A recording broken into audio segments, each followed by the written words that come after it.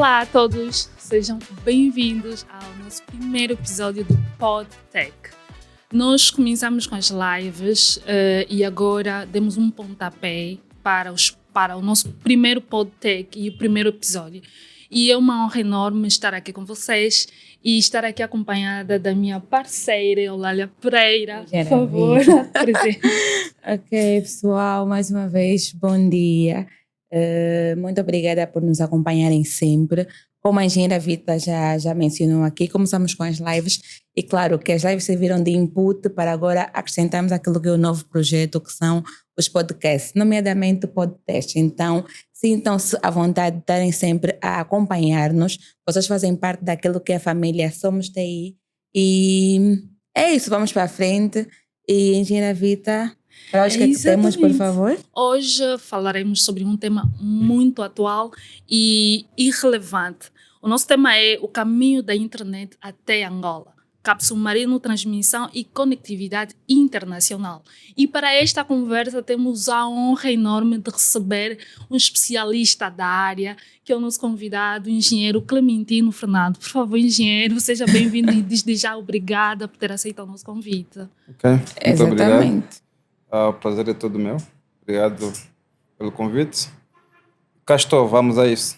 Boa, até porque não é fácil, né? Temos aqui o engenheiro Clementino, tendo em conta aquilo que são as atividades diárias, tendo em conta que é um técnico de transmissão, especialista em cabos submarinos, mas não vou prorrogar muito. Acho que seria muito bom que o próprio engenheiro Clementino falasse um pouquinho de si, né? Para conhecermos mais sobre aquilo que faz, sobre aquilo que representa então os cabos submarinos e a transmissão da internet para o nosso país. Ok, obrigado.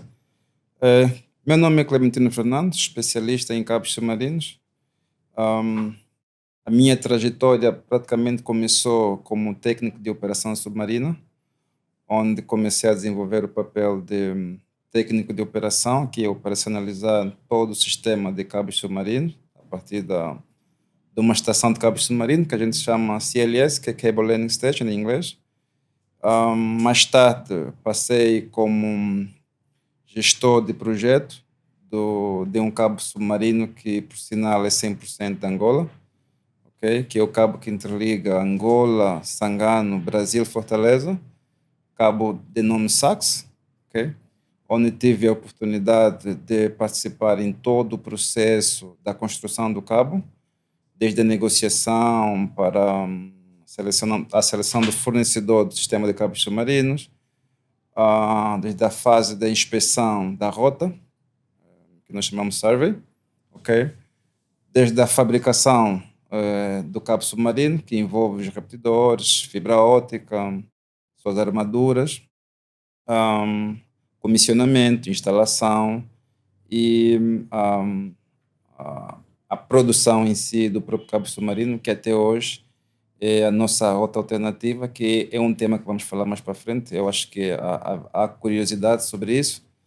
E atualmente eu sou coordenador global, okay, dos cabos submarinos que nós temos cá, e não só. Coordeno toda a transmissão, toda a operação submarina a nível de transmissão, a nível do mundo, onde a gente está presente fisicamente, ok? E pronto, isto aí.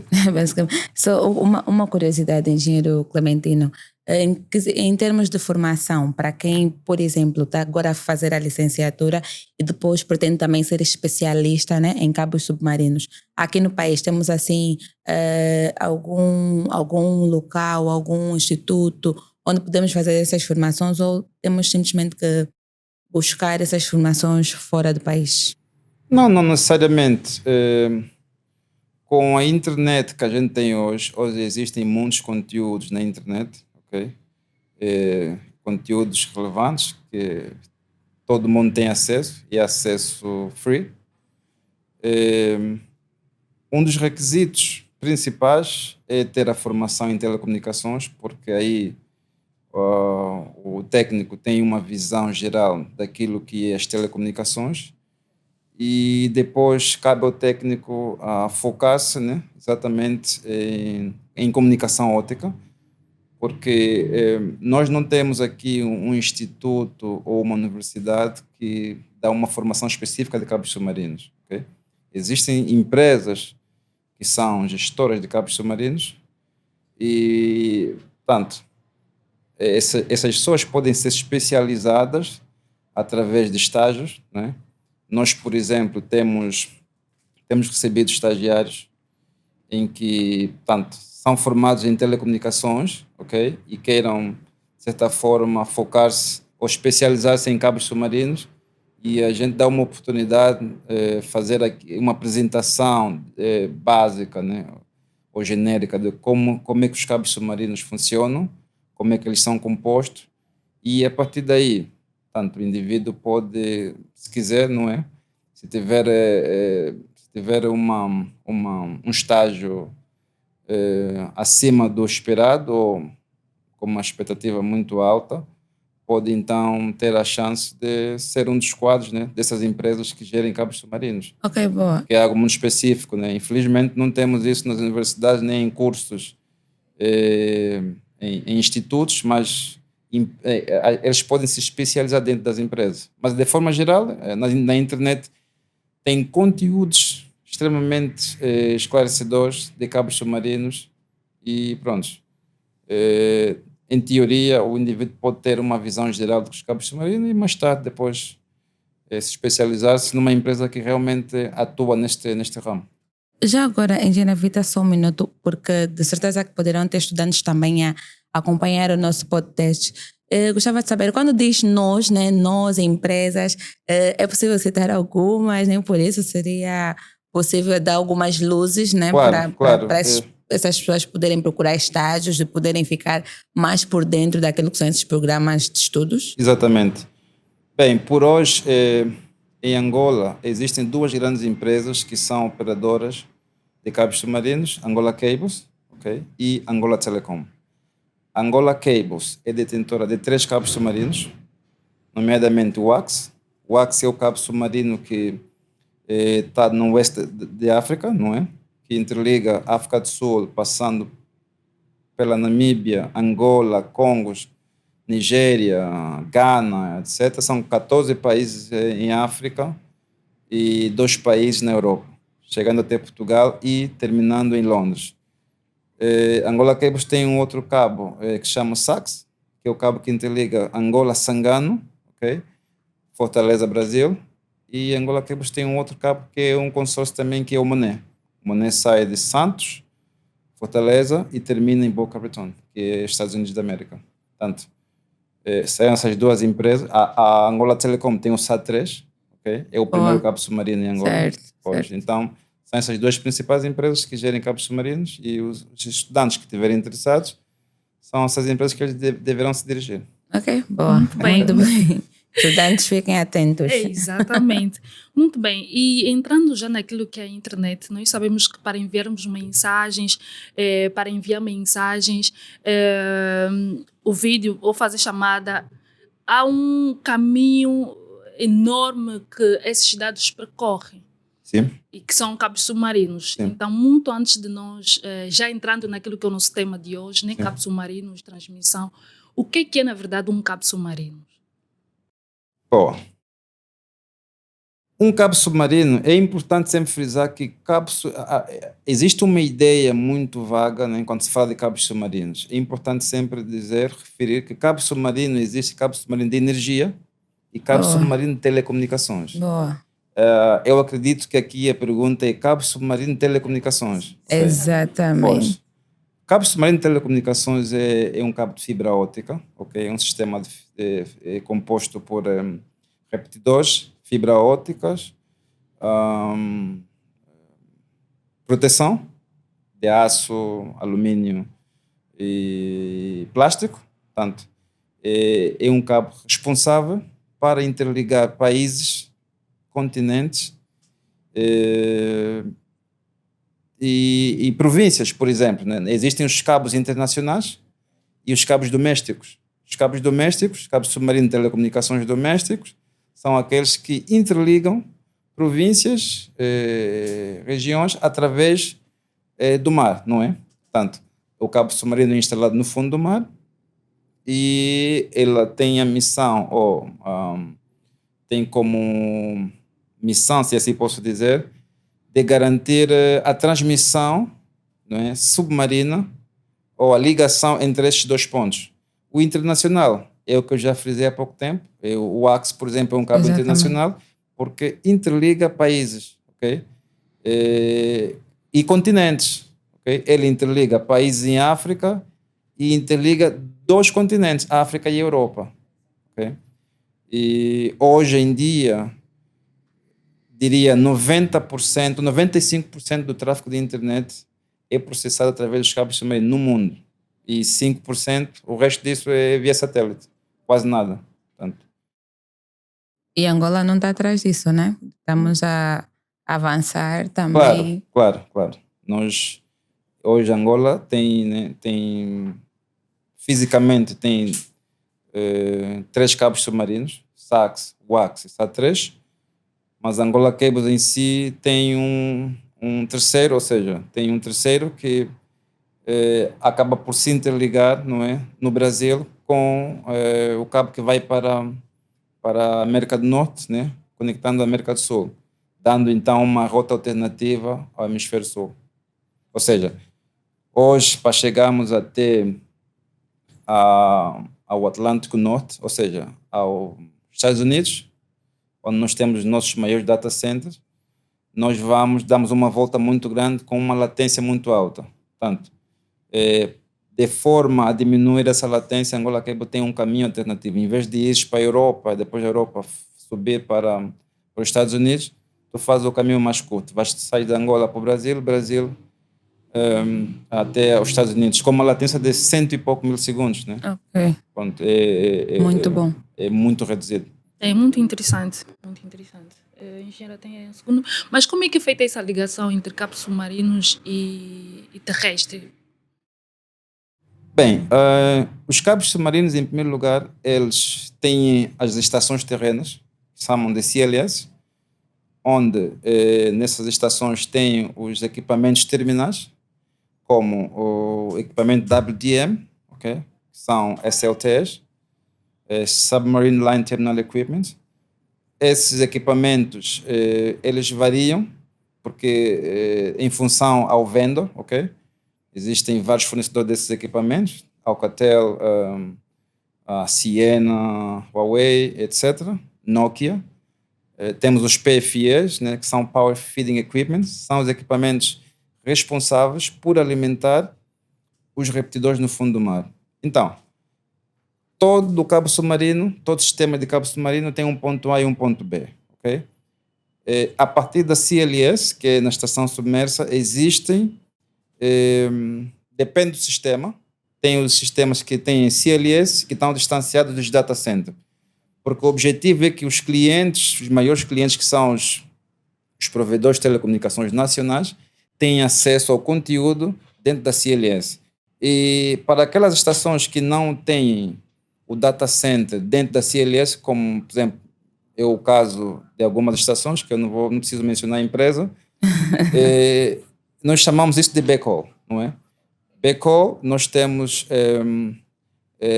a missão de garantir que todo o tráfego da estação seja transportado para um data center onde estão presentes os maiores provedores de telecomunicações para eles comunicarem entre si dentro do data center. Então, todo o dado que chega, toda a informação que chega no cabo submarino, nós temos a responsabilidade de garantir que esta informação vai até um data center para ser consumido. É aí que tem a ligação entre o cabo submarino e a parte terrestre. Okay? Sim. Mas ainda assim, o cabo submarino é constituído por 2 grandes plantas. Tem a planta submersa, okay, que é a parte submarina, onde nós temos os repetidores, as branch units, o próprio cabo submarino, que é composto por fibra óptica, a proteção, que é aços, alumínio e a componente elétrica, pelo qual os repetidores são alimentados. E depois temos a parte terrestre. A parte terrestre é o segmento entre a parte submarina e a estação. ok? Nós chamamos isso de rota OSP, ok? Que é a rota entre a estação e a parte submersa. Então, e depois temos a parte do backhaul, né? Que depende da configuração da CLS ou da estação terrena. Portanto, em muitos países, a própria estação terrena é o próprio data center, né? Já tem os clientes presentes, a interligação é feita. Para aquelas que não existem, existe uma outra rede que é a extensão do cabo para uma zona em que os provedores têm acesso. Ok. Que é a parte terrestre. E isso depende também de cada configuração de cada país. Por exemplo, nós aqui, a gente faz a interligação através de equipamentos terrestres, que são SLTs, não é? Através de fibras escuras, os equipamentos são WDMs, não é? Portanto, temos a missão de garantir esse tráfego até o data center. Temos uma rota terrestre, né? Também por fibra óptica, já não tem repetidor. Isso depende, mais uma vez, depende do sistema ou depende da configuração de cada sistema. Ok? Por aí. Bom, então, já buscando um pouquinho dessa parte, acaba por suscitar um pouquinho de curiosidade da forma como são então implementados esses mesmos cabos submarinos, né? Porque já estamos a começar a ver da importância realmente que tem, estamos a ver que acaba por interligar continentes, né? Então, disse que participou da implementação de um cabo. Como é que é feita então essa implementação? O projeto demora muito tempo? Como é que é feita a manutenção? Tempo de vida desses mesmos cabos submarinos? Será que podemos ver, ok, nós temos os nossos cabos de fibra óptica, será que podíamos pensar que a mesma duração que tem um cabo de fibra óptica aqui mais para o lado terrestre é a mesma que tem lá no lado submarino? Pode falar um pouquinho sobre isso, por favor? Ok. Bem, o processo de instalação de um cabo submarino é composto por várias fases, ok? Existe a fase do estudo da rota, ok? Embora falamos do cabo submarino, estamos a falar da parte submersa, ok? A primeira fase é fazer o estudo da rota. Por exemplo, interligar Angola e o Brasil, ok? Em linha reta, nós sabemos que Angola, a nível do mar, Angola e o Brasil, Luanda e Fortaleza estão distanciados em linha reta cerca de 6.300 quilômetros, ok? Ou 6.100 e poucos quilômetros. Portanto, é feito o estudo da rota com navios especializados. Existem empresas especializadas que fazem o estudo da rota, ok? Após feito o estudo da rota, é sempre feito 2 ou 3 corredores para depois tomar a decisão da melhor rota onde o cabo será instalado, ok? Após esse estudo, é submetido os resultados e é definido a rota. Esta é a primeira fase, ok? A segunda fase, após ter selecionado a rota, é feita o início da fabricação do cabo, ok? Existem fabricantes de cabos submarinos no mundo, ok? Tais como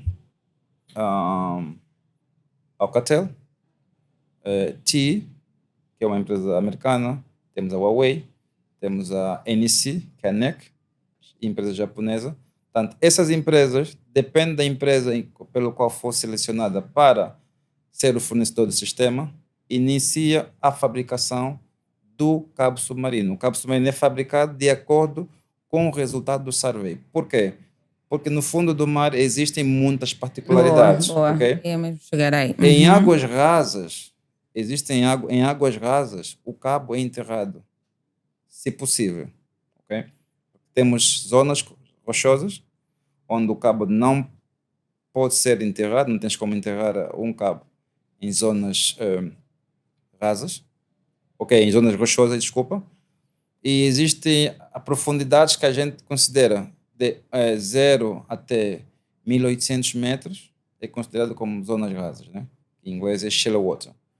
Portanto, a recomendação a nível de um comitê existe um comitê ICPC, que é o Comitê de Proteção de Cabos Submarinos, recomenda que os cabos submarinos devem ser enterrados, se possível, de 0 a 1.800 metros de profundidade. Por quê? Porque nesta profundidade, os cabos apresentam perigo de serem ancorados, de serem arrastados por meio de pescas. Então, nessa zona, eles devem ser enterrados. Mas atenção, existem zonas em que o cabo não vai ser totalmente enterrado nessa profundidade, embora seja uma recomendação. Existem outras metodologias de proteção do cabo, que é adicionar uma proteção adicional. O cabo em si já tem uma proteção adicional, ele é constituído por uma fibra óptica, tem a parte metálica, a parte de aço, para dar mais tensão sobre o cabo. Temos a parte de alumínio, para resistir em águas, sabes? A água submarina é uma água salgada. Exatamente.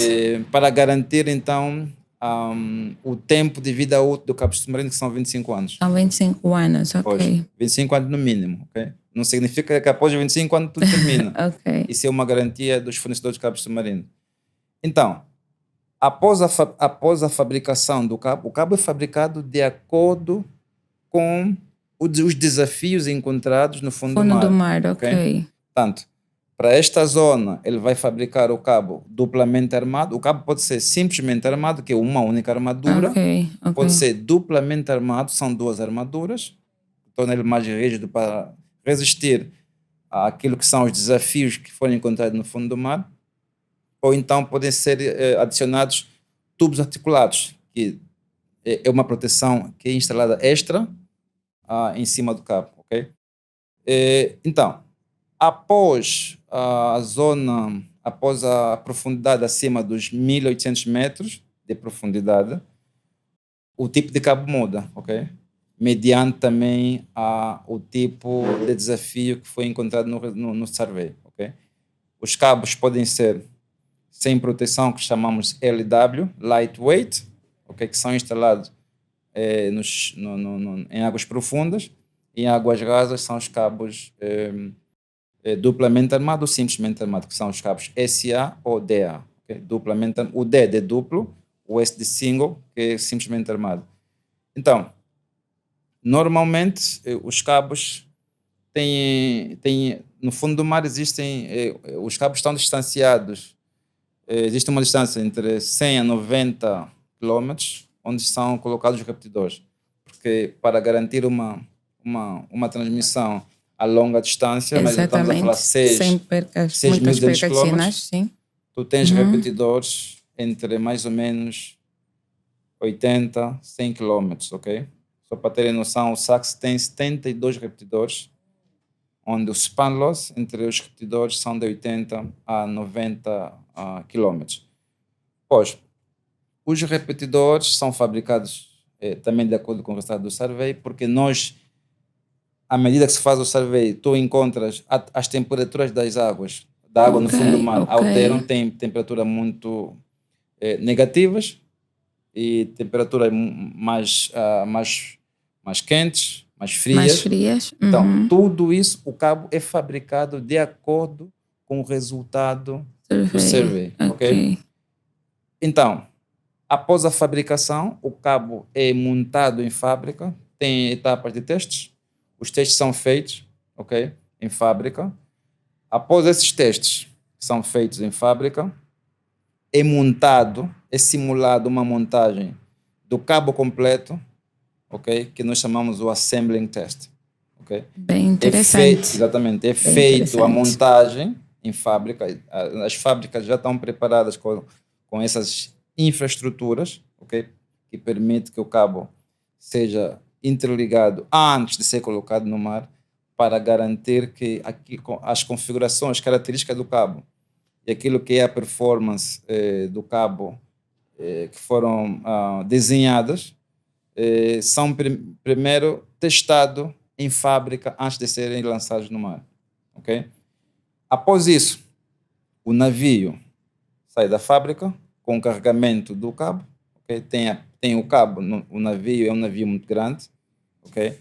Tem 3 a 2 tanques onde o cabo é enrolado e é separado os repetidores também no local, ok? Depende do tipo de sistema. Se tiver branch units, vários segmentos têm branch units que faz a derivação para outros pontos. Então, o cabo em zonas rasas é instalado por mergulhadores, ok? Em zonas muito rasas, imagina, No princípio, lá 10 das metros. CLS. Portanto, tem a bitumenol, não é? Ok. Ele faz essa escavação. A bitumenol é a caixa lá no fundo do mar. Por isso é que eu disse que aqui existem traduções que não fazem muito sentido. É onde o cabo aterra, ok? A partir daí até a mais ou menos 15 metros de profundidade da água, o cabo é enterrado por divers, ok? Divers são marinheiros específicos para esta indústria. E em águas mais Mais profundas, profundas. os navios estão preparados com equipamentos específicos, que são os plows e ROV, são robôs, ok, que são colocados no fundo do mar, fazem a escavação e vão enterrando o cabo. Entretanto, quanto mais profunda for a água, o cabo não é enterrado, é largado. Ok. Existe uma rodana dentro do navio, que o cabo é largado, mas respeita-se aí uma velocidade, né? A velocidade pelo qual o cabo é largado. Por quê? Para evitar que o cabo faça loops. O cabo é largado a uma velocidade, não é? A velocidade do navio deve ser equilibrada com essa velocidade da rodana, para que quando o cabo seja largado, o cabo não faça um loop e seja danificado. Ok? Então, o processo de instalação em águas profundas é feito por um navio grande. Nós chamamos mainlay. Okay? O mainlay é feito por um navio grande em águas profundas. Em águas muito rasas, que a gente chama shallow water, aí a gente chama de shore end. Shore end é feito por barcos pequenos. Okay? Por quê? Os navios grandes têm uma limitação de profundidade. Ok. Os navios grandes, eles não podem aproximar-se até onde a profundidade da água é 15 metros. Ok? 15 metros é o limite. Ele subcontrata um navio mais pequeno Menor, de transporte ok, para dar continuidade. da instalação. Ok? Então, é um conjunto de artifícios aí que são aplicados para fazer essa instalação. E não podemos esquecer aqui que existe um processo de licenças, não é? Os navios, quando fazem instalação em águas territoriais, ok? Isto, na indústria submersa, nós delimitamos as águas por águas territoriais e zonas territoriais, ou seja, águas territoriais são até 12 milhas náuticas, estamos a falar mais ou menos 24 quilômetros.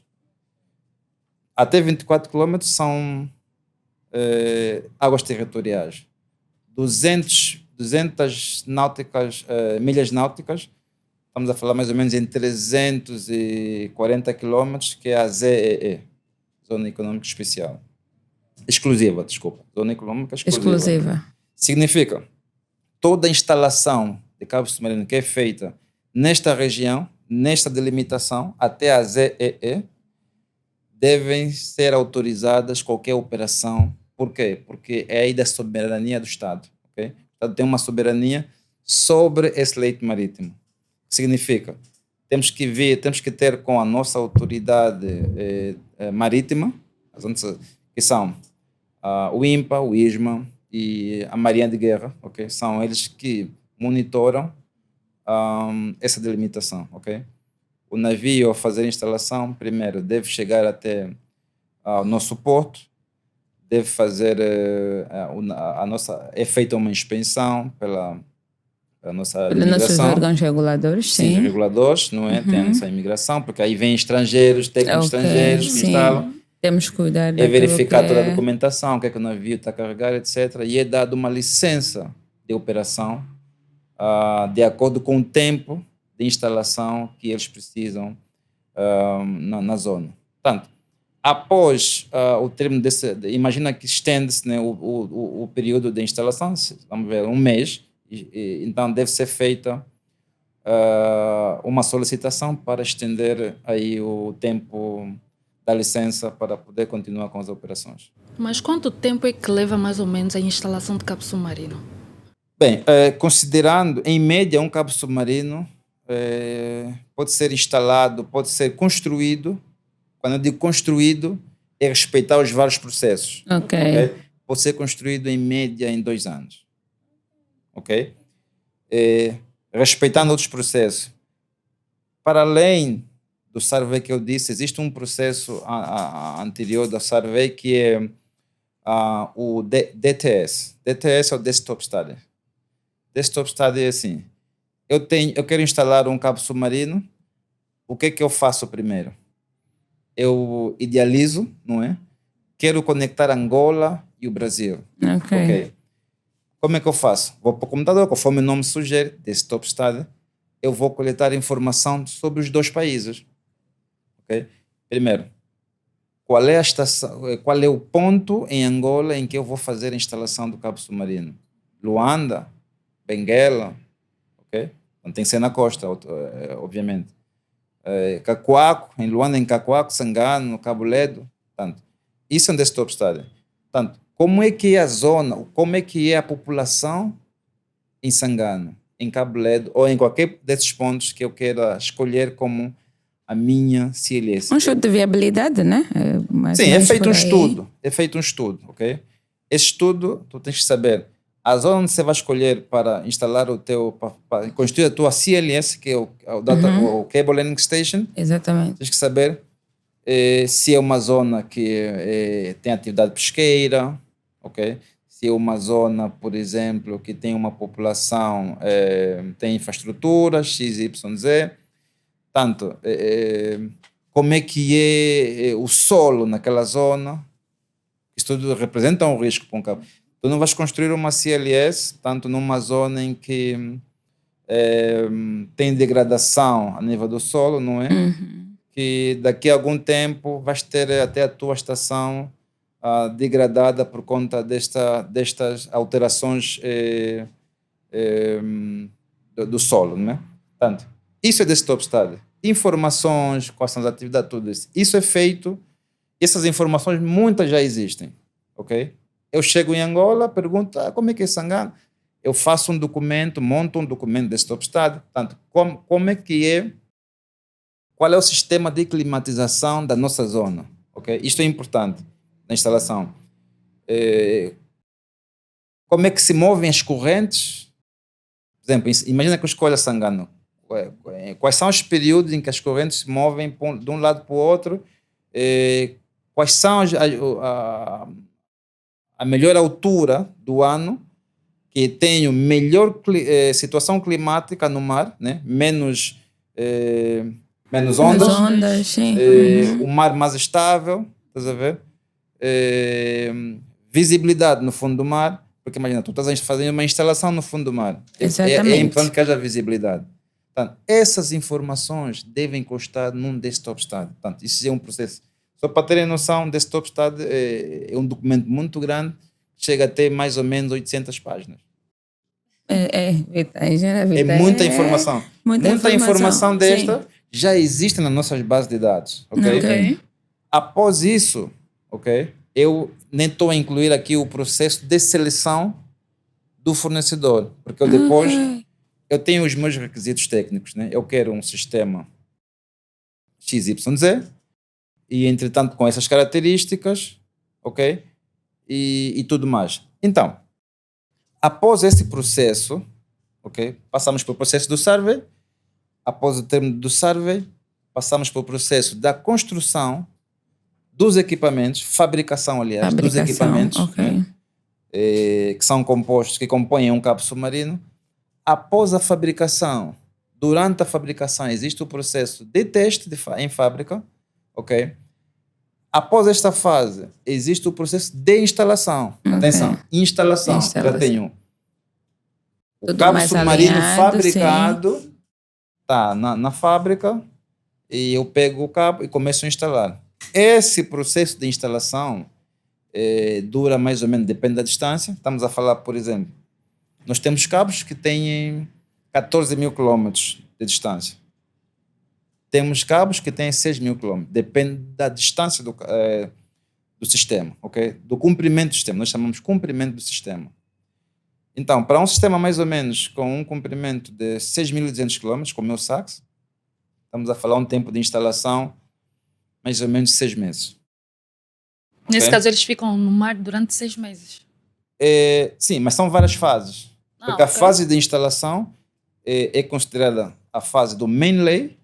Ok? Main lay é toda a instalação em águas profundas. Águas profundas, tu só largas o cabo. Já tens a rota definida, largas o cabo. Porque ninguém entra...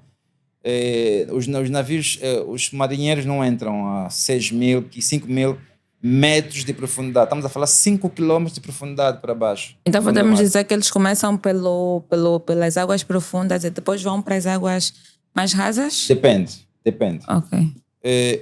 A instalação pode ser feita através da terra, ok?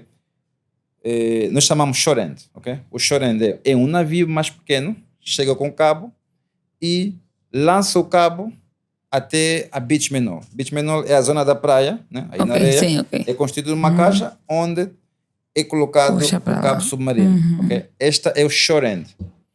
E depois é largado o cabo no fundo do mar. Atenção. Por quê? Para fazer o main lay. O navio principal, que é o main lay, pega no cabo, na instalação, continua com a instalação em águas profundas, vai largando, ok? O que é que determina? Quando eu digo 6 meses, isso pode variar, pode ser menos, pode ser 4 meses, pode ser 3 meses. O que vai depender é o desafio. Por isso é que eu disse que o estudo que se faz desse topstada, Acaba que a situação definindo. climática vai contribuir para o sucesso da instalação. Porque, imagina, eu posso ter um desktop study que diz que em outubro, por exemplo, é a melhor fase para eu instalar o meu cabo em Angola. Mas em outubro pode não ser a melhor fase para eu instalar o meu cabo na outra ponta, no Brasil. Ok. Estás a ver? Então temos que respeitar. Ok. Percebe? Nesse momento em que eu tenho um clima mais favorável para mim em Angola, eu faço a Já instalação em começou Angola. em Angola. Estás a ver? Ok. Onde tenho, portanto, isto, nós já tivemos sistemas que foram instalados em 3 meses, por exemplo. Tudo depende. Então, quando digo até 6, também não é acima disso. Vamos a falar 3 meses com menos desafios, sistema climático estáveis, é possível, ok? Depois a instalação do main lay é feito o shore-end na outra ponta e depois tem a parte terrestre. E isso depende em que distância está a CLS ok. da beach menor, ok? Depois também tem a fase que é a instalação terrestre, ok? Através de dutos, etc., que leva o cabo terrestre até a estação submarina. Sim, agora, engenheiro, ficamos naquela do o after, né? Depois de estar tudo concluído, depois de estar funcional, as manutenções. Porque algumas vezes, né, tendo já alguma experiência relativamente ao trabalho com o monitoramento de cabos submarinos, temos aquela parte dos cortes, vamos assim dizer. Sim. E sabemos que é muito mais difícil fazer a reparação de um submarino do que um terrestre, claro. Exatamente. Então, as manutenções, como é que é feita essa periodicidade delas? Ok, boa pergunta. É assim, manutenção, conforme o nome sugere, é prevenir falhas, com que as falhas aconteçam, certo? Os cabos submarinos são fabricados para não terem falhas, ok? O que eu quero dizer é o seguinte, não existem manutenções no fundo do mar, mas existem medidas preventivas que devem ser tomadas, devem ser acauteladas. Porque manutenção, imagina, o que é uma manutenção? Manutenção é chegar na minha estação, verificar os níveis das potências, tensão, sei lá, depende de que tipo de manutenção estamos a falar.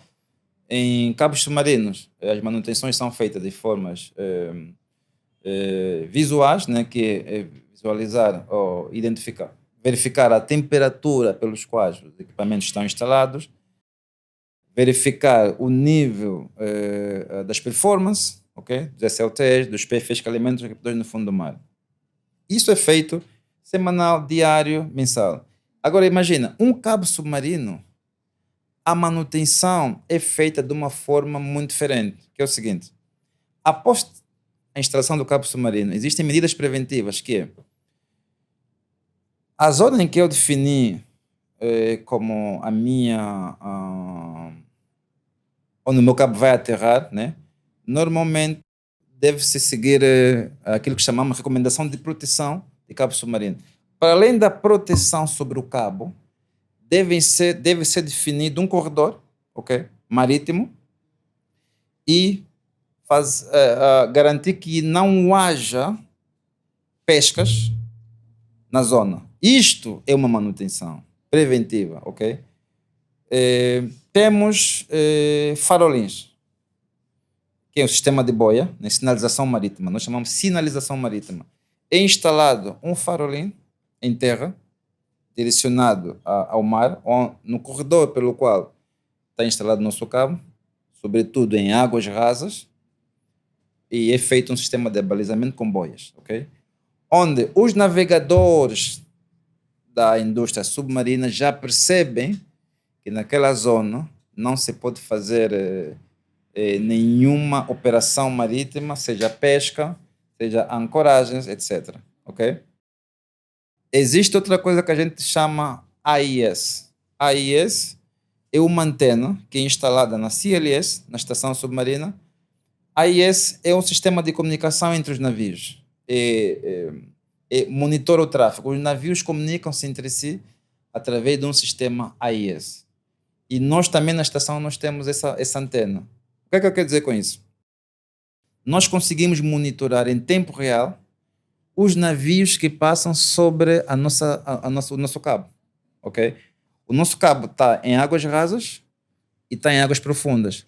Se o navio tiver a passar em águas profundas, onde, por exemplo, a profundidade da água chega até os 2.000 metros, isso não nos representa nenhum perigo, porque nenhuma âncora chega a 2.000 metros.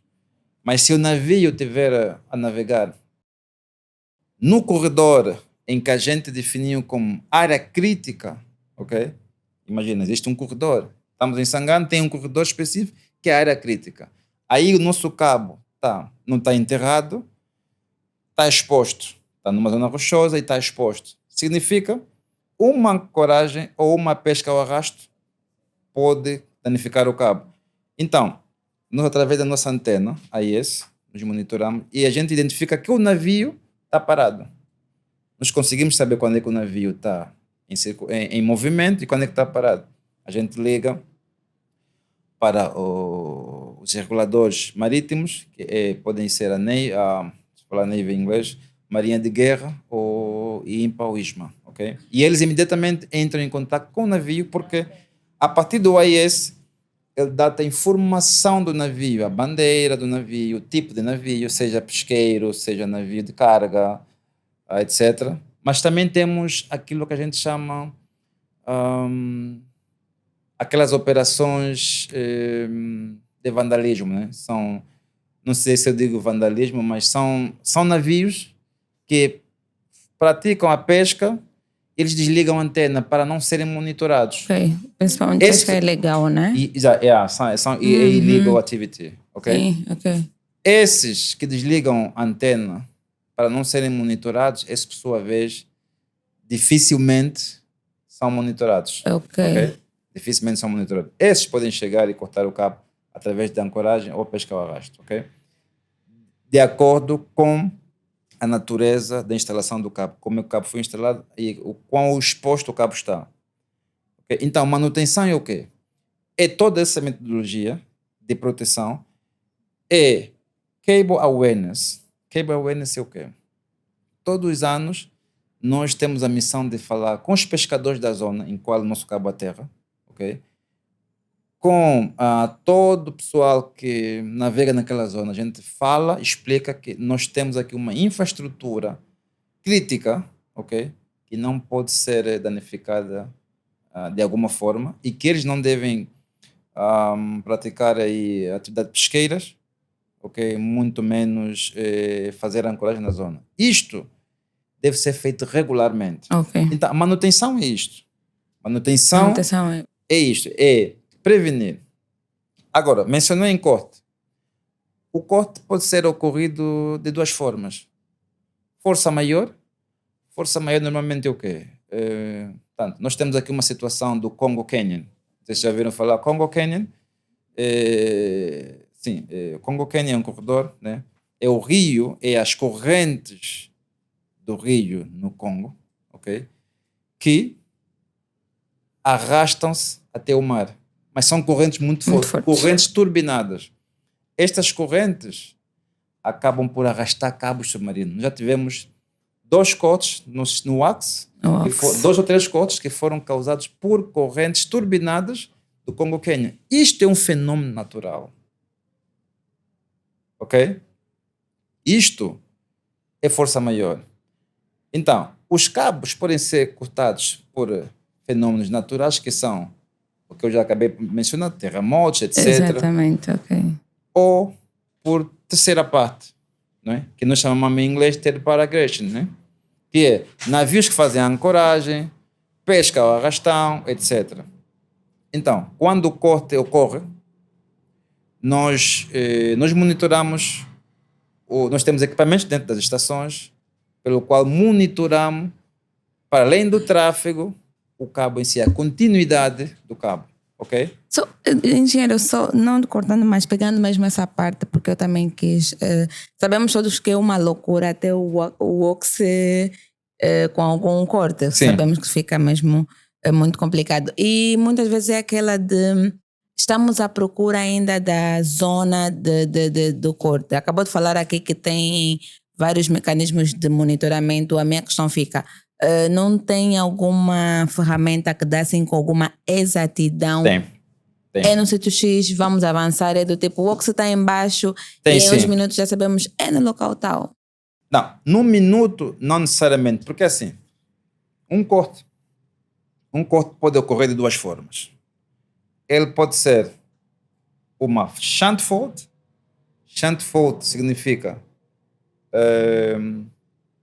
é o corte apenas na componente elétrica, ok? O cabo submarino é constituído pela componente óptica, que é a fibra óptica, e a componente elétrica, que é a parte que alimenta os repetidores no fundo do mar. E os cortes muitas das vezes são desenvolvidos. Imagina que o o cabo está sobre uma rocha, uma zona rochosa, né? Tu tens movimento da corrente, ok? À medida que a corrente vai se movimentando, ok? O teu cabo também vai desgastando com esse contato que ele faz com a zona rochosa. E quando tiveres um corte na parte elétrica, tu começas a ter uma flutuação no tráfego.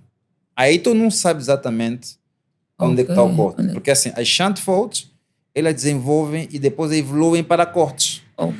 Ok? Naquela altura, tu ainda não tens o corte da fibra óptica, mas tens o corte do cabo, da componente elétrica. Obviamente que a componente elétrica também faz toda a diferença nesse caso, porque se tens o corte da componente elétrica, significa que o teu tráfego já não consegue chegar até o próximo captador, ou seja, tu já não consegues amplificar o teu sinal até o próximo captador. Então, quando isso acontece, nós temos aquilo que a gente chama localização de falha, ok? A localização de falha pode ser feita na terra, que é no cabo terrestre, ou no submarino. Primeira coisa que a gente identifica é a leitura do PFE, ok? Nós temos o equipamento que alimenta o cabo no fundo do mar e ele tem uma tensão de saída que alimenta o repetidor. Eu sei que na minha branch, por exemplo, tenho 4 repetidores e eu consigo alimentar eles com 400 volts. Então, imagina que haja uma shunt fault entre o primeiro e o segundo repetidor. Significa que eu vou ter uma queda de tensão muito, muito brusca, ok? Exatamente. Quer dizer, que eu vou ter uma leitura mais ou menos de 100 volts. Eu vou para o meu PFE, estou a ter o meu tráfego a oscilar e eu tenho 100 volts de tensão. Significa, a nível elétrico, a nível de power, eu não consigo alcançar os outros repetidores. Já tenho uma vaga ideia que o corte está mais ou menos entre o primeiro e o segundo repetidor. Exatamente, boa. Tem uma vaga ideia, ok? Agora, porque eu não posso, imagina, eu já vou tocar aí nesse ponto para falarmos o quanto é caro, né?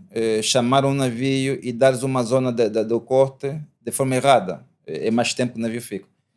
Então, após isso, o que a gente faz? A gente identifica se realmente temos mecanismos, temos equipamentos para identificar se o corte está no mar ou na terra. A gente faz os testes todos da terra para descartar que a falha esteja na terra. Após esse processo, imagina, isso pode ocorrer em horas. Okay? Sim, ok. Após esse processo, a gente faz o outro que é... Só que este já afeta o tráfego.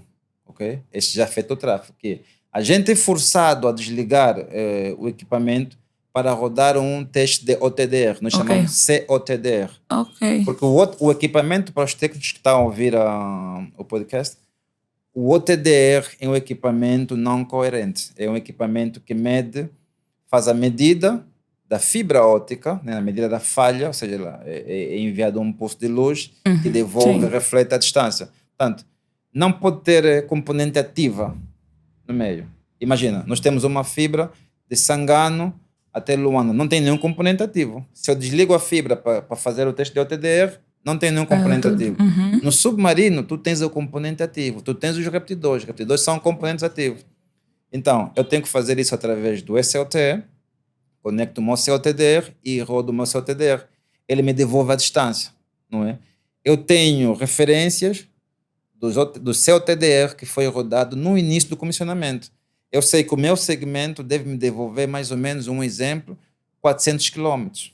E ele vai me devolver exatamente a distância da falha, não é? E eu já terei noção, opa, estamos mais ou menos a 100 km. Só consigo chegar a 100 km e o resto é ruído. Então, já sei, eu tenho um RPL, ok? Nós, em cabos submarinos, temos um RPL que se chama Route Position List, ok? Onde eu tenho desenhado o segmento do cabo submarino, as distâncias de acordo com as coordenadas, ok? A 100 km no meu RPL representa mais ou menos, por exemplo, numa coordenada X, ok? Então, eu já sei que a falha está nessa zona, está mais ou menos nessa zona. Por aí. Ok? Agora, como é que é feito o processo de localização exata? Este é que é o ponto. Eu já sei que está nesta coordenada, imagina que o navio foi chamado, e aí entra esse processo, essa questão que tu fizeste. Os nossos técnicos já sabem que a falha é no mar, aí vamos partir para outro processo, que é o call-out do navio. Nós ligamos o navio, nós temos um navio que é a corte de manutenção, que ele fica sempre em stand-by numa zona, depende do projeto, depende de cada sistema. Da configuração do sistema, ok. Imagina, o navio fica baseado, por exemplo, na África do Sul. Ok? O navio é chamado e ele começa o processo de mobilização, nós chamamos de mobilização do navio, que é, ele tem que, primeiro é que eu, ao identificar a zona da falha, eu já sei que neste segmento eu usei o tipo de cabo duplamente armado. Okay. Eu sei que próximo da falha tem um repetidor. Eu sei, então, o navio ao vir para aí já sabe que na zona em que ocorreu o corte tem esse tipo de cabo, tem esse tipo de... Então ele já coloca o tipo de cabo, material necessário, sim, no navio, ok? O navio vem. Portanto, o trânsito que o navio faz, por exemplo, Cape Town até Luanda, é mais ou menos 6 dias. 6 dias de trânsito. Então, já estamos com tráfego em baixo. Já estamos com tráfego em baixo. Já temos o Ox em baixo. Já temos o Ox em baixo, ok? O navio chega até o local da falha, ok? Como é que é identificado o ponto exato da falha? É simples. Nós, a partir da CLS, temos nosso equipamento PFE, ok? No PFE, temos uma frequência que nós chamamos de tom de frequência, que em inglês é tone frequency. Essa frequência é emitida numa determinada amplitude, ok? E o navio detecta. Por exemplo, eu mando essa frequência, digo no navio, já mandei uma frequência de X amplitudes, identifica. O navio detecta a frequência. Então, essa frequência está aí através de quê? Do cabo. Tu tens uma parte do cabo que cortou, está aqui, e eu, a partir da estação, emiti uma frequência, o navio já sabe que o essa cabo está aqui. Essa frequência está aí. Ele pega no cabo, coloca no navio, pega a outra parte do cabo e faz a reparação. O tempo de reparação varia, mais uma vez. Os fatores climáticos são extremamente importantes na ok. operacionalização da indústria submarina, de cabos submarinos. Extremamente importante. O navio chegou e não há visibilidade. Não Tem tem, muitas ondas. não tem como agir. O navio fica em stand-by. Né? O navio vai comunicar que não há condições climáticas para trabalho. Ok? Portanto, quanto mais forem águas rasas, maior é o desafio, porque tu tens mais ondulações. Ok? Então, e existe um processo que eu pulei. A falha está a 100 km, estamos a falar em quê? Estamos em zonas... A zona territorial, ou seja, águas territoriais são 12 milhas náuticas, que são 24 km. Então, se é a 100 km, estamos dentro da Era protegida. da vamos assim ZEE, dizer. né? Zona Econômica Exclusiva. Exclusivo. Ainda assim, temos que aplicar a licença. Enquanto o navio... É assim, temos que fazer um trabalho em paralelo. Ok. Enquanto o navio é chamado, nós aqui também internamente estamos a rodar o processo de licença, que é a solicitação da licença, da autorização para o navio entrar em águas territoriais. Ok? Então, muitas das vezes, esse processo é atrasado. E daí vem a importância de estarmos sempre de mãos dadas com os agentes, as autoridades marítimas, sobre a importância dessa infraestrutura crítica. Desta feita, eles aceleram o processo, não é? Porque, assim, imagina, todo e qualquer órgão existe um processo, existe um tempo determinado para executarem uma tarefa, ou seja, para emitirem uma licença. Imagina, eu não acredito que, dada a importância do cabo submarino, né? Estamos a falar hoje, mais de 90% do tráfego de internet é processado através do Axo. Exatamente. É processado através da Angola Cables. Exatamente. Ok? O que eu quero dizer com isso? Se os nossos órgãos, nossos reguladores como é que eu posso dizer? Marítimos não acelerarem o processo, automaticamente acabam por impactar negativamente naquilo que é na recuperação do sistema. Ok? Então, mais uma vez, é importante. Por isso é que a Angola Cables tem feito aqui um esforço muito grande em manter essa relação muito próxima com essas entidades, né? E esclarecer a importância que existe em andarmos de mãos dadas para protegermos essa infraestrutura crítica, porque é mesmo considerada como infraestrutura crítica.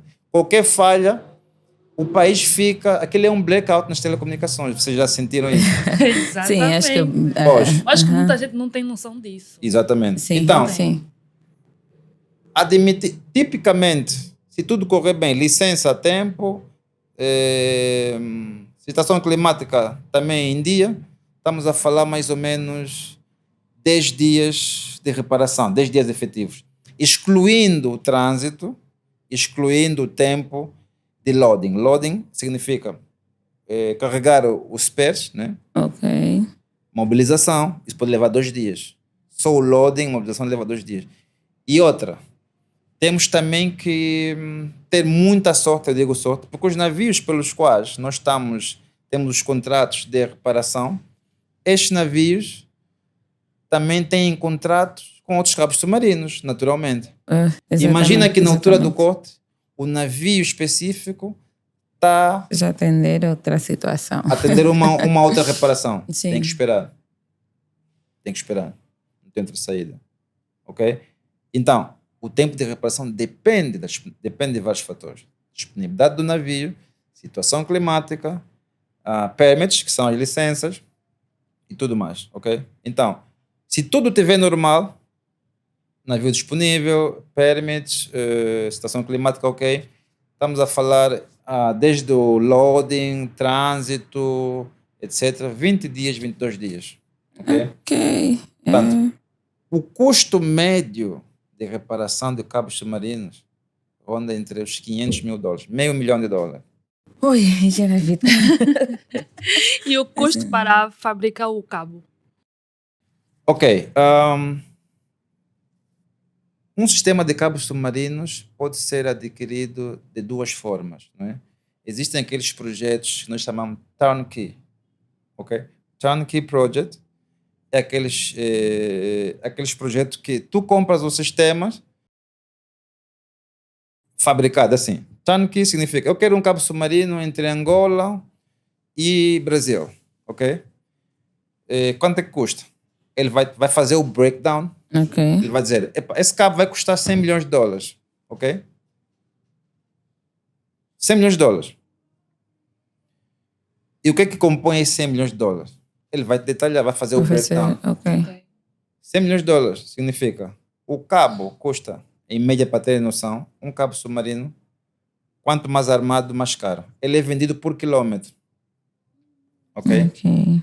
Um cabo duplamente armado, hoje, preço típico lá no mercado, estamos a falar por quilômetro, entre 12 a 15 mil dólares por quilômetro.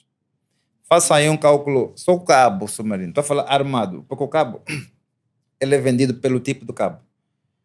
Não armado, que é o lightweight, sem armadura nenhuma, é mais Duplo barato, armado. e pode custar mais ou menos 7 mil dólares por quilômetro. Simplesmente armado, uma armadura pode custar mais ou menos 10 mil dólares. E o Duplamente armado pode custar mais ou menos entre 12 e 15 mil, depende do fornecedor. Um repetidor pode variar aí entre 200, 300 mil dólares. Depende do tipo de repetidor, porque o repetidor é mais caro quanto mais pares de fibra tiver. O repetidor, quanto mais amplificadores tiver, mais caro é o repetidor. Okay?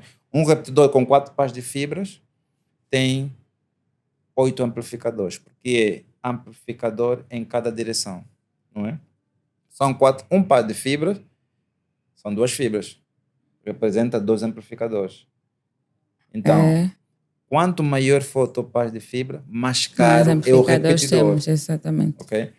Então, a fabricação não é contigo, tu estás a comprar. Ele fabrica, o cabo é personalizado. Assim, o cabo é fabricado de acordo com as com o survey. especificações. Uhum. O cabo submarino não se compra como se estivesse a comprar um cabo terrestre. Olha, quero lançar uma fibra entre Sangano e Luanda. Existem empresas que vendem cabos. Sim, já. Fibra ótica, e tu pegas, não. Cabo submarino é assim. O cabo é fabricado mediante o resultado do survey. Okay? Bom. Então, e por acaso já estamos aqui prestes a terminar e o engenheiro teve aqui a falar sobre o DWDM. Será que a tecnologia é uma das tecnologias que é usada, é a única tecnologia que é usada para a transmissão? Um pouquinho mais sobre as tecnologias usadas para cabos submarinos. Sim, não é a única, é uma das, né? Ou se não for a principal, né? O WDM, né? É a tecnologia que multiplexa, não é? Vários comprimentos de ondas ou vários canais em um único par de fibra. Portanto, esta tecnologia, né, revolucionou o mercado, ou seja, as tecnologias de transporte, né, telecomunicações, pelo facto de né, ter essa capacidade, essa flexibilidade de agregar ou seja, multiplexar vários comprimentos de onda, vários canais em um único par de fibra. Né? Portanto, nós temos tecnologia OTN, okay? Temos a WDM, temos a tecnologia SDH, tanto que está a ser descontinuada, mas no fundo todas elas são processadas através de um WDM, né? WDM que é o equipamento principal, a tecnologia principal que multiplexa vários componentes de onda num único par de fibra óptica. Imagina, hoje a tecnologia existente, né? Nós conseguimos até os dias de hoje ter um canal ou um comprimento de onda que vai até 400 gigas. Okay? Nós no AX temos comprimentos de onda de 200 gigas, não é? Nós no SAX temos de 200 e de 100 e no Monet nós temos comprimentos de onda de 400 gigas. Ok? Então imagina estamos a falar, nós quando começamos inicialmente com o AX em 2012, a tecnologia só permitia comprimentos de onda de até 10 gigas. Sim. Ok? Hoje já estamos até 400 e e isso já vai lá mais para cima, até 600, 500 gigas. Sim. Pois, Estamos a falar de uma revolução e tanto, né? Sim. Então, acredito que isso acaba por ter um impacto naquilo que é a nossa economia, né? Vamos assim dizer. obviamente. Porque, imagina, um país com cabo submarino tem um impacto muito grande, né, na economia, porque, primeiro, é que tu fazes aqui consegues aqui impulsionar a tua economia internacional, ok? Que é, por exemplo, vou dar um exemplo aqui prático nosso, nós comercializamos serviços em moeda estrangeira, por exemplo, ok? Tens acesso ao dólar, tens acesso ao euro, porque tu comercializa teus serviços para provedores nacionais em moeda nacional e para os teus clientes internacionais em moeda estrangeira. Isso faz com que tu acabas por impulsionar aqui a economia. Alavancar a economia, alavancar a sim. economia. E consegues ter aqui mais acesso à moeda estrangeira, né, que tem sido uma das grandes dificuldades a nível da nossa economia. Ok? Ok. Muito bom. bem, Acho muito que bem. engenharia VT é muita coisa. É muita Mesmo que temos informação. que para a pessoa. abordar É muita relativamente informação, a esse realmente. processo da internet ou conectividade chegar aqui ao país. Acho que muitos não tinham noção da grande importância que têm os cabos submarinos para as conexões a nível mundial. Mundial, sim. Uhum. Sim. Então, acho que pode ser de uma forma bem resumida, né? Falando um pouquinho daquilo que é importância dessa mesma conectividade, desses cabos submarinos, só para termos noção daquilo que ficou, né? Daquilo que abordamos um pouquinho Exatamente. aqui. Pois, é assim, como devem saber, os cabos, através dos cabos submarinos, a alta capacidade de dados são processados em 1000 segundos, ok? E nós estamos numa era digital, ok? Isto tem um impacto não só econômico, mas sim como social. Imagina, nós estamos aqui, nós temos pessoas aqui a fazerem podcasts, lives. Este impacto da internet, assim, isso significa uma internet rápida, uma internet muito mais estável, acaba por alavancar aqui aquilo que é o impacto social, né? Porque as pessoas conseguem, de certa forma, na digitalização, criarem negócios, ok? As pessoas facilmente têm acesso aos conteúdos, não é? Porque os downloads hoje são feitos muito rápidos, ok? Nós temos muito conteúdo local e pronto. E acaba também por atrair aqui investimentos internacional, né? Ou seja, acaba por atrair investimentos a nível global, porque imagina, hoje, para as empresas multinacionais, okay, que queiram se centrar, investir num determinado país, a primeira coisa que eles olham é a estabilidade da internet. Por quê? Tu vais fazer aqui um investimento numa empresa que tem uma filial na África do Sul ou nos Estados Unidos. Hoje isso não pode ser uma desculpa para uma empresa que quer ter uma filial em Angola, porque assim, nós estamos presentes nos Estados Unidos, ok? Estamos presentes no Brasil, estamos presentes em Portugal, estamos presentes na África do Sul, nos maiores data centers do mundo. Então, isto acaba por atrair investidores a nível mundial, porque hoje as multinacionais têm escritórios em qualquer local. Os data centers, atraímos investimentos de data centers no país, porque imagina, um data center, conforme o nome sugere, né, é um local onde vários provedores comunicam entre si.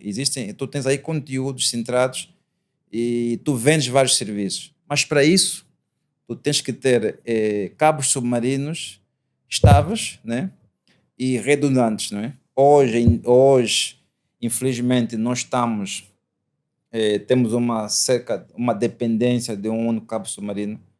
Imagina, nós tivemos cortes recentemente em que o impacto foi minimizado porque Angola Cables tem o SAX, né? Nós conseguimos mais ou menos minimizar o impacto da internet, okay? Obviamente não necessariamente há circuitos de transmissão, mas a internet foi minimizada porque nós conseguimos sair por outras vias. Então, isto não é só... nós temos que investir mais em cabos submarinos em Angola, ok? Para sermos mais resilientes, não é? No que tange aqui a rotas alternativas e restauros, né? Temos um corte no determinado cabo, Temos o uma linha tráfego é restaurar, uma redundante. linha redundante, né? Ok. Para restaurarmos todo o tráfego, ou pelo menos 50% do tráfego do país. Isto é que é o grande desafio. Ok, bom, e acredito que vamos chegar lá, né, Gerard? Claro. Temos que chegar o mais rápido possível, porque realmente isso impacta.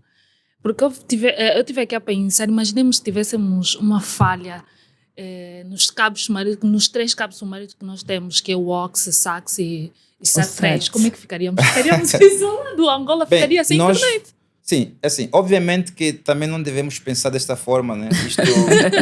Porque para haver 3 cortes ao mesmo tempo, só se haver uma catástrofe natural, né? muito, Mas muito. assim, nós já tivemos duplo corte nos 2 principais cabos, SAT3 e o AX, ok? Provocado por fenômenos naturais, que é o Congo Canyon, que é as correntes turbinárias do Congo Canyon, ok?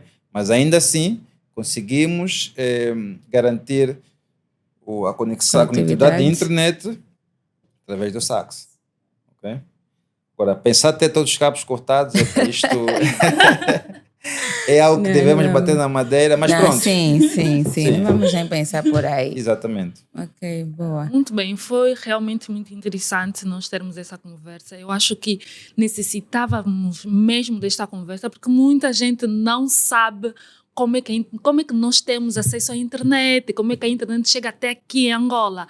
E com esta conversa, obviamente, que muita gente estará mais por dentro de como é que a internet funciona, como é que nós temos acesso a vários conteúdos, e principalmente internacionais. Exatamente. Portanto, acho que por hoje, nosso primeiro episódio não poderia ser diferente. Sim, foi. Exatamente. Realmente, deu para aprender muito relativamente à conectividade voltada àquilo que são os cabos submarinos. E acredito que também com aquilo que é o perfil do engenheiro Clementino vai impulsionar mais jovens a querer aderir aqui a essa área, a ser especialistas também por aí, porque disse que são pouquíssimos, né? Se não o único aqui especialista em cabos submarinos. Tanto, não diria o único, mas pronto. A indústria de cabos submarinos é uma indústria muito fechada, ok? E conforme devem saber, nós temos aqui dois cabos submarinos, ou seja, 2 empresas apenas que operacionalizam cabos submarinos, que é o SAT3 e Angola Cables. Nesse caso, Angola Telecom. Angola Telecom e Angola Telecom e Angola Cables, ok? Exatamente. Angola Telecom é detentora do SAT3, Angola Cables, WAX, SAX e Moné. Entretanto, eu acredito que deve haver mais pessoas especializadas, né, na Angola Telecom, sobretudo porque também são parte parte da operação desse sistema, são detentores de cabos submarinos. Eu especialmente tive a oportunidade de participar na construção de 2 grandes cabos submarinos, Moné, que é o cabo dos Estados, é o cabo das Américas, como ele chama, sim. o SAX. E eu hoje faço parte do consórcio WAX, que é do grupo técnico, ok? Eu sou responsável técnico para os processos manutenção e operação da nossa estação em Angola. Uau. E recentemente, dentro do consórcio, fui eleito como auditor técnico de todas as estações do WAX. Okay? Boa. Tendo a minha vasta experiência nesta área, fui eleito, né, para inspecionar as outras estações que, de alguma forma, têm impactado de forma negativa quando existem falhas. Porque o consórcio, ou essa forma de cabo submarino, que é consórcio, existem processos e procedimentos a serem respeitados, ok? Nós temos a responsabilidade, tanto nós, Angola Cables, temos a responsabilidade, dentro do consórcio WAX e Monet, garantir a operacionalização da estação, de acordo com as recomendações do sistema, a recomendação do fornecedor e aquilo que são os processos e procedimentos internos do consórcio. Tanto a nível operacional, tanto a nível de falhas, ok? Imagina, o tráfego todo que sai de Angola passa em vários países em África. Significa, se haver um problema, se a estação do meu... do outro membro do consórcio não for bem operacionalizada, mantida como deve ser, isso pode impactar naquilo que é o meu tráfego, né? O tráfego da Angola Cables atravessa várias estações dentro do consórcio. O que significa? Eu posso ficar penalizado porque um membro do consórcio não faz as manutenções como deve ser. A nível de falha, nós temos 1 hora, a minha equipa, ou Angola Cables, tem 1 hora para estar na estação submarina para dar suporte, seja esse tráfego da Angola Cables, seja do membro do consórcio. Temos toda essa responsabilidade para garantir que todos nós garantimos a operacionalidade do sistema. Então, identificamos várias estações que eu não vou aqui mencionar, que têm tido muita dificuldade em manter aquilo que são as obrigações do sistema, não é? Então, há necessidade de se fazer esta auditoria técnica para, então, salvaguardarmos aqui os nossos interesses. Ok? Muito bem, Gênero. Não muito. Continuaremos aqui por mais tempo. Acho que até devemos agendar um tema 2 ou uma parte 2 para abordar mais algumas questões voltadas à transmissão relativamente aos cabos submarinos. Sim. E acho que por agora só temos que agradecer mesmo, Engenheiro Clementino Fernando, pela sua disponibilidade em fazer parte do nosso podcast. Muito obrigada mesmo. Primeiro episódio. Por favor, continue a seguir, a acompanhar. E a todos que acompanham, muito obrigada, né, por fazerem parte mais uma vez desse projeto. Estamos aqui e qualquer input também podem sempre passar-nos e vamos sempre... a ideia é sempre evoluirmos e avançarmos, crescermos mais e mais. Exatamente. Deixa-me também agradecer novamente ao engenheiro por ter aceito o nosso convite e também não fecharíamos sem aqui agradecer aos nossos parceiros, não é? Que é a Polaris Media, por conceder esse espaço. E pronto, chegamos ao fim do nosso primeiro podcast. Esperamos que tenham gostado e prometemos trazer mais conteúdo relacionado à área de tecnologia de informação. Portanto, chegamos ao fim. Muito obrigada aos tchau, até a próxima realizadores, nossos técnicos. Muito obrigada a todos. Tchau. Até a próxima edição. Até a próxima.